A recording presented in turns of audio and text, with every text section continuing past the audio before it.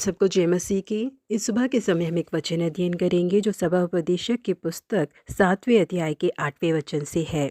किसी काम के आरंभ से उसका अंत उत्तम है और धीरजवंत पुरुष अहंकारी से उत्तम है। एक बार एक छोटे बच्चे की माँ कढ़ाई का काम कर रही थी। वो कपड़े को एक गोल आकार के लोहे में दबाकर उसमें कढ़ाई का काम कर रही थी, परंतु वो बच्चा जब जमीन पर बैठकर उसकी ओर देख रहा था तो उसे उसका पिछला भाग ही नजर आ रहा था। इसीलिए वो बच्चा समझ नहीं पा रहा था कि आखिर उसकी माँ कर क्या रही है। वो केवल यही देख पा रहा था कि रंग बिरंगे धागे इधर से उधर उलझे पड़े हुए हैं। इसीलिए वो अपनी माँ से पूछने लगा कि माँ, मैं काफी देर से देख रहा हूँ कि आप कुछ सी रही हैं, परंतु जहाँ से मैं देख रहा हूँ मुझे कुछ समझ ही नहीं आ रहा। इसीलिए आप मुझे बताइए कि आखिर आप कर क्या रही हैं। इसके लिए उसकी माँ ने उससे कहा कि बेटा, तुम थोड़ी देर जाकर बाहर खेल कर आओ, तब तक मैं अपने कढ़ाई के काम को पूरा कर लूंगी, तब तुम आकर मेरी ओर से इसको देखना। कढ़ाई का काम पूरा होते ही उस बच्चे की माँ ने बच्चे को अंदर बुलाया और उसे दिखाया एक उगते हुए खूबसूरत से सूरज को उसकी माँ ने उस कपड़े में बनाया हुआ था।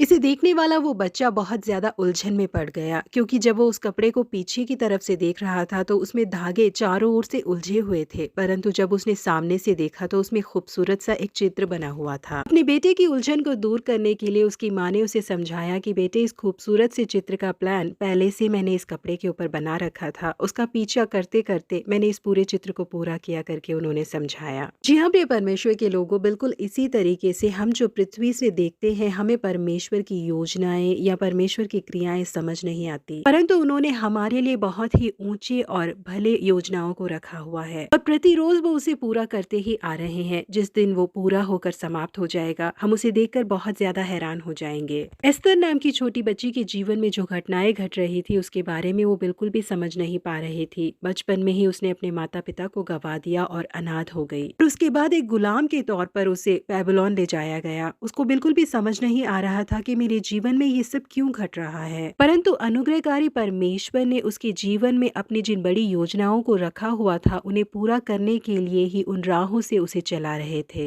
जिस समय वो उस देश में रह रही थी, उस दौरान उस देश के ऊपर शासन करने वाले राजा साइरस की पत्नी वस्ती को रानी के पद से हटा दिया गया। उसके बदले उस स्थान को परमेश्वर ने एस्तर को दिया। वो ऐसा स्थान था जिसके बारे में कभी एस्तर कल्पना भी नहीं कर सकती थी। और उसके बाद उसे पालने वाले मुर्दकाई को ऊंचा पद मिला। बाद में उन लोगों को ये बात समझ में आई कि यहूदी लोगों पर जो खतरा आने वाला था, उससे उन लोगों को बचाने के लिए ही परमेश्वर ने उन लोगों को ये पद दिया था। जी हाँ प्रिय परमेश्वर के लोगों, हो सकता है कि आज के दिन आपके जीवन में जो घट रहा है उसे आप बिल्कुल भी समझ नहीं पा रहे हैं। हो सकता है कि आपके दिल में आज बहुत सारे सवाल हो कि ये अकेलापन मेरे जीवन में क्यों है, मैं ठुकराया हुआ क्यों हूँ, क्यों मेरा इतना ज्यादा नुकसान हुआ है, मैं शर्मिंदगी का सामना क्यों कर रहा हूँ, क्यों मैंने सब कुछ खो दिया है करके आप बहुत से सवालों से घिरे हो। आने वाले दिनों में आप जिन भलाइयों को देखने वाले हैं उसके लिए ही परमेश्वर ने इन कार्यों को आपके जीवन में अनुमति दी है। इंतजार करके देखिए, जब परमेश्वर के कार्य पूरे होंगे तो आप आश्चर्यचकित हो जाएंगे। जहाँ किसी कार्य के आरंभ से उसका अंत भला है। प्रभु आप सबों को आशीषित करे। Have a godly day.